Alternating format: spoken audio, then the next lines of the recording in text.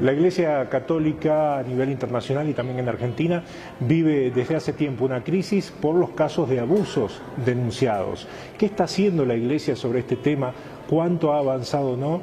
¿Qué pasa con la política de encubrimiento que ha tenido durante muchos años? De todos estos temas hablamos con el obispo Sergio Buenanueva, que también se refirió a las lecturas políticas que hay sobre las posiciones del Papa Bergoglio y también respecto del viaje a Roma, donde llevó proyectos para la diócesis de San Francisco. Estamos con el obispo Sergio Buenanueva. Gracias por aceptar esta entrevista, gracias por acompañarnos. Con mucho gusto. Uno de los temas de los que se habla mucho últimamente es la crisis de la Iglesia Católica por el caso de abusos. ¿Cómo evalúa esa situación? Eso, justamente una crisis que está impactando muchísimo. Personalmente creo que en un primer acercamiento es la crisis más grave de la Iglesia en estos últimos 50 años. Pero tal vez profundizando un poco más, como lo están haciendo muchos, tal vez haya que estirar el tiempo mucho más atrás, ¿no? Estamos hablando de una crisis que mina un valor fundamental de la Iglesia, que es su autoridad moral, su credibilidad. Aquí en Argentina recién estamos comenzando, no que estén comenzando los abusos, sino que están comenzando a salir, porque un poco la dinámica de los abusos, no solo dentro de la Iglesia, ¿no? Cuando las víctimas son menores o personas vulnerables, es que tardan tiempo en poder decirse a sí mismas lo que han vivido y sufrido. Esto, respecto a la Iglesia Católica, ya ha ocurrido. En Estados Unidos es el lugar tal vez donde estalló, en la famosa película que salió hace algunos años, que registra la investigación de The Boston Globe, ¿no? Fue el 6 de enero de 2002. Ahí comenzaron a surgir en Estados Unidos. Bueno, más cercanos a nosotros, Chile. Chile es el país del Cono Sur que más fuertemente lo ha vivido. Y bueno, es la credibilidad de la Iglesia porque sus ministros, básicamente, sacerdotes, también ha habido obispos, han dado este antitestimonio, no han violentado, han agredido sexualmente a víctimas, y la agresión sexual tiene repercusiones que van más allá de la propia sexualidad, es agredir a la identidad de las personas, ¿no? Por eso, bueno, la Iglesia se viene haciendo cargo de esto con mucha fuerza desde finales de los 80 y acelerando este último trecho con el Papa Benedicto y sobre todo con Francisco, ¿no? Sin embargo, sin dudas ha habido como una política de ocultamiento, ¿no? Durante muchos años. La crisis tiene dos facetas. Lo más grave, que es el abuso en sí mismo, la víctima que es agredida por un pastor, por un sacerdote, pero el otro aspecto es el que vos señalás, ¿no? La Iglesia o los dirigentes, los líderes, o la responsabilidad de los obispos es clara, y otros responsables, ¿no? No haber respondido adecuadamente, y lo que significa en la práctica haber ocultado, haber encubierto. El abuso es un delito, el encubrimiento también lo es. Por eso en varias regiones del mundo varios dirigentes de la Iglesia, obispos, incluso cardenales, están siendo acusados, investigados, y alguno ha tenido alguna sanción por no haber respondido adecuadamente, ¿no? Por eso, bueno, son las dos caras de esta crisis enorme, ¿no? Según informaciones, usted ha tenido en Mendoza también algún caso. ¿Qué análisis y qué nivel de autocrítica hace sobre eso? Bueno, Mendoza es una de las... Yo soy de origen mendocino, fui sacerdote y obispo auxiliar allí. Mendoza es hoy una de las diócesis de Argentina que tiene de los casos más resonantes. El caso del Instituto Próbolo, que es un instituto de una pequeñísima congregación religiosa de origen italiano, para acompañar a hipoacúsicos, sordos.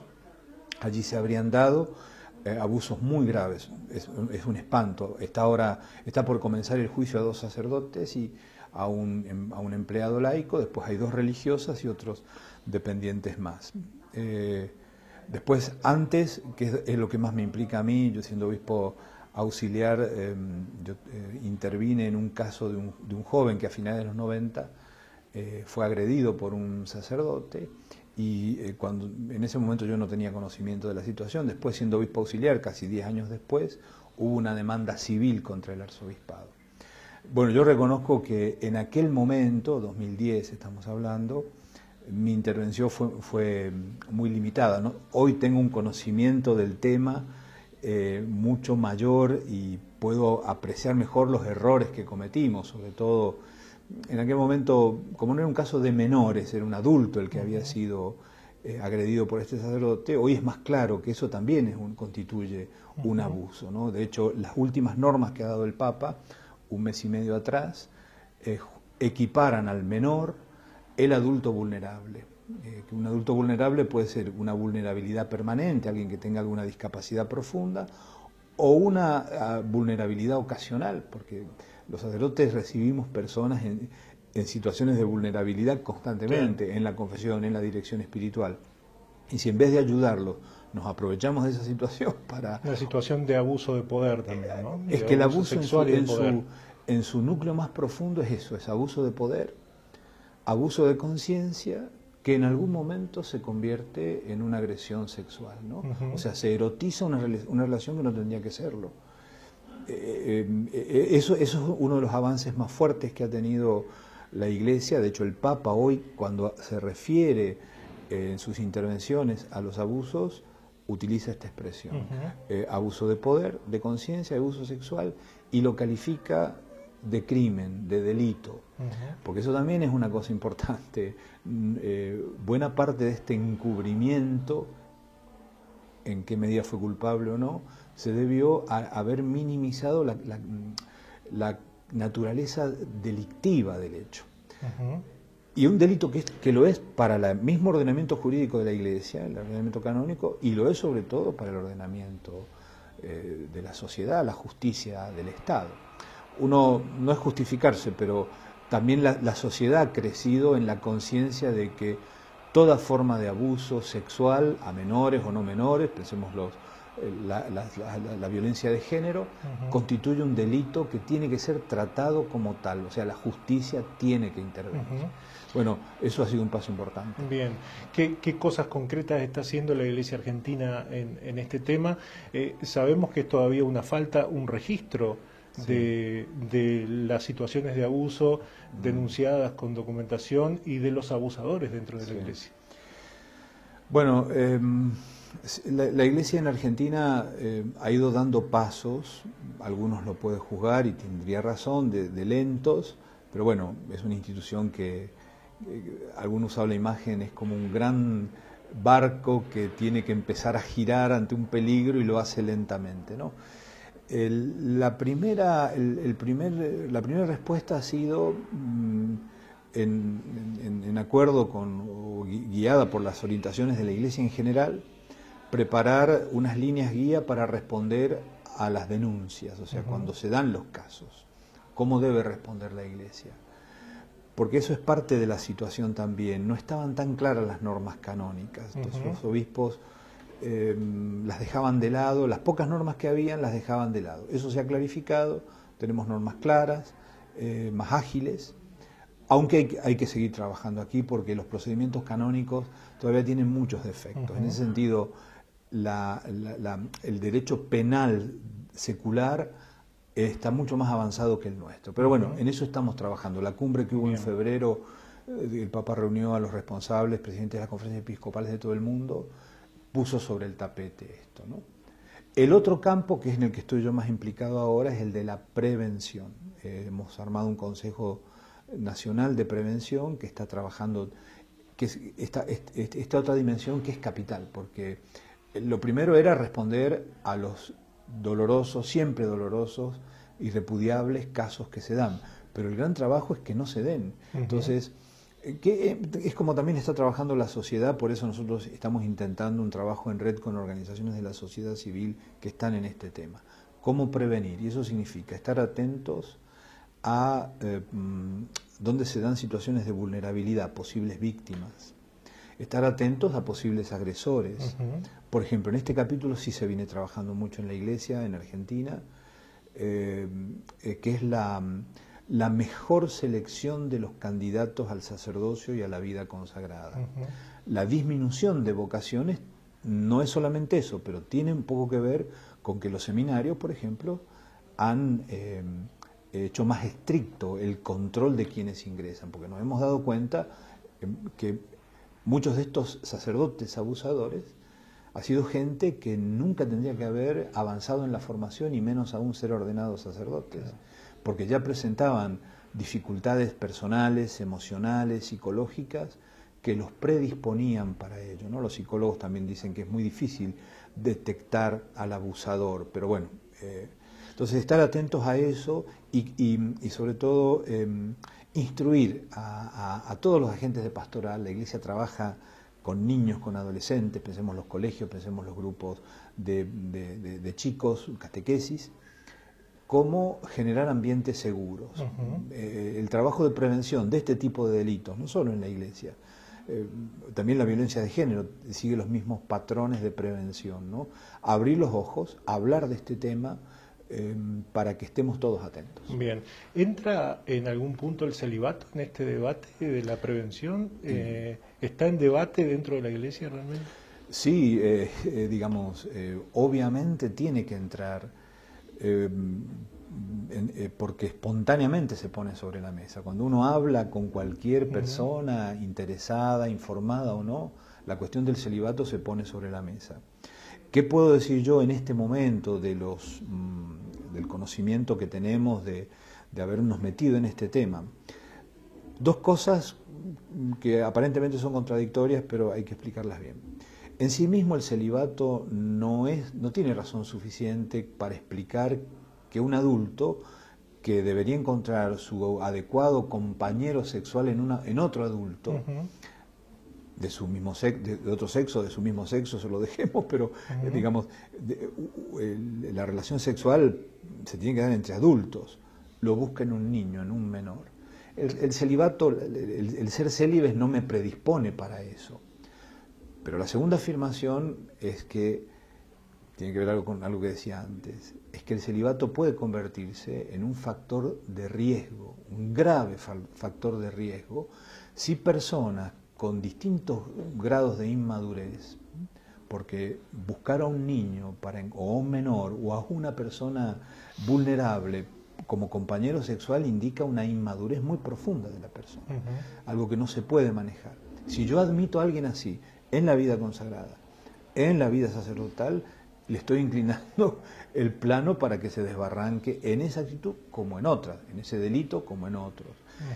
En ese sentido, y también considerando que hoy la educación en la sexualidad, como lo hemos visto con la discusión de Lesia, acá en Argentina, como en otros países, no solamente aquí, es un capítulo central, la sexualidad es central en la persona, y la madurez afectiva para vivir plenamente la sexualidad hoy tiene dificultades que tal vez antes no habían. Entonces, en ese sentido, la discusión sobre el celibato, cómo capacitar, cómo preparar mejor al cura célibe para vivir en un contexto muy complejo, muy agresivo también, es una cuestión que está en la agenda de la Iglesia, ¿no? La Iglesia hace un par de años dio las nuevas normas para la formación en los seminarios, y la formación afectivo, sexual y la prevención de los abusos tiene un lugar muy importante. Bien, ¿en qué manera esto impacta, ven ustedes, en la credibilidad de la Iglesia, en la mirada que tiene la sociedad sobre la Iglesia Católica? Impacta directamente. Yo siempre pongo el ejemplo, mencioné recién, de Chile. Chile salió de la dictadura pinochetista con una iglesia que había tenido un compromiso con los derechos humanos que no tuvo la iglesia acá en Argentina. Tenía el 80% de aprobación de la sociedad chilena. Hoy tiene menos del 20% por la crisis de los abusos. Por eso esto impacta directamente en la vida de la iglesia. Por eso el Papa Benedicto, con mucha fuerza, él tiene un rol muy importante en haber revertido el modo como la iglesia encara esta crisis. Y sobre todo Francisco están trabajando fuertemente en esta dirección y bueno, muchos estamos convencidos de que tenemos que ir. Mi postura es esta, mira, yo no trabajo tanto para que la iglesia recupere credibilidad, yo quiero trabajar para que la iglesia sea un ambiente seguro para niños, para jóvenes, para personas vulnerables. La credibilidad va a nacer de ahí, pero sin duda que impacta muchísimo y lo sufrimos todos. fuera de cámara hablábamos de la disminución de ayuda económica, por ejemplo, de organizaciones de Europa que ayudaban a la Iglesia. En buena parte se debe porque la gente dice, no, yo ante esta situación no voy a aportar. Claro. Y es muy comprensible. Por eso es un tema que estamos encarando, ¿no? Bien, lo cambio de tema. Se habla mucho y se hacen muchas lecturas políticas sobre algunas posiciones políticas y quizás no tanto a veces del Papa Francisco. ¿Cómo lee usted eso? Incluso hubo algunas escuchas telefónicas de dirigentes políticos cercanos a la oposición, al kirchnerismo, a la oposición a este gobierno, que dicen que tienen en el Papa un referente que podría unir un sector político alternativo al gobierno actual. Respecto a esto último, creo que es más una expresión de deseo de estos grupos o de estas personas que tienen algún asidero en la realidad en este punto. Bergoglio, ya desde cura joven y tal vez desde antes, y sobre todo como obispo y ahora como papa, tiene un costado social y político. Bergoglio es un animal político. Y además lo ha dicho explícitamente. Hay una famosa, la primera gran entrevista que le hicieron apenas elegido papa, lo formuló con absoluta claridad. Y en su documento programático que se llama La alegría, el gozo del Evangelio, él dice, hoy hay que anunciar a Jesucristo poniendo el acento en la dimensión social, en la repercusión social que tiene ese anuncio, por lo tanto política, es decir, y lo vemos en sus opciones concretas, ¿no? Hemos conocido estos días la foto terrible de ese papá y esa nena mexicanos que han muerto ahogados en el Río Grande, ¿no?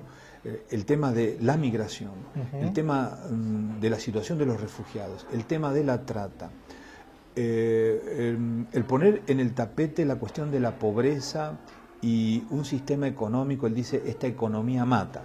Los críticos le dicen, bueno, ¿qué economía? Precise, ¿qué economía mata? Claro. ¿Es simplemente el libre mercado? ¿Es el capitalismo más financiero? Bueno, lo cierto es que el Papa tiene una inquietud social muy fuerte. Finalmente, obispo, aprovechando su tiempo, no queríamos dejar pasar también una inquietud que surgió en la comunidad respecto del alejamiento, los últimos alejamientos de sacerdotes, y que no quedó muy en claro, qué hubo detrás de esas cuestiones, de esos casos. En eso yo he sido muy firme en decir que las razones de fondo tienen que ver con la intimidad de las personas, no son delitos, eso lo quiero aclarar, porque también lamentablemente estas cosas se dan para que circulen informaciones falsas o rápidamente se cruce el umbral de la difamación. Son situaciones graves, pero que han merecido, y esto sí yo lo quiero destacar, que el obispo con sus colaboradores evaluara el desempeño de estos sacerdotes, viera que era insuficiente, les pidiera la renuncia e iniciáramos con ellos un proceso de revisión personal, como le puede pasar a cualquier persona en su vida, tener que, en un momento de crisis, decir, bueno, me tengo que tomar un tiempo para revisar cómo estoy llevando adelante mi tarea, en este caso el sacerdocio, y bueno, hubo un gesto fuerte, se les pidió la renuncia a los oficios pastorales que estaban cumpliendo. No han dejado de ser sacerdotes, los estamos acompañando en este proceso. Vuelvo a remarcar esto de que no ha habido delitos. Claro, cuando usted habla de situaciones graves hacia adentro de la Iglesia, pero que no constituyen delitos. Exactamente, sí. Situaciones digamos que tienen que ver con la idoneidad para cumplir el oficio pastoral. Yo no me siento, y entiendo la inquietud que ustedes tienen, como muchos otros comunicadores, de saber, ese es el oficio de ustedes, pero yo me siento responsable de salvaguardar la buena fama de las personas. Hay situaciones que tienen que ser mantenidas no ocultas, pero sí custodiar la fama, la buena fama de las personas, porque son... Seguramente, si se trata de la vida privada y no implica delito, reconozca que es normal en una situación de crisis por abuso, que es lo que venimos hablando. Cuando se habla de situaciones graves y un sacerdote separado, lo primero que suena, o que más en una institución que, como decíamos también, muchas veces ha ocultado. Ha encubierto, sí. Por eso yo remarqué que pasado el primer cimbronazo, poder tener un encuentro con los comunicados, los periodistas, y decirle, bueno, hablar hasta donde podía, porque para mí es muy importante poder tener este diálogo con ustedes, porque me parece que el periodismo ha cumplido un rol muy importante en la crisis de los abusos. Difícil, molesto también, porque no es cómodo que salgan a la luz estas cosas, pero necesario. Sin el rol del periodismo, la crisis de los abusos no hubiera tenido el curso que ha tenido. Pero bueno, acá no se trata de eso, trata de inconductas que han lesionado la idoneidad de la persona. Ellos lo han reconocido con mucha humildad y están haciendo ese proceso. Bien. Obispo, le agradecemos mucho. Muchas gracias por esta charla. Muy bien.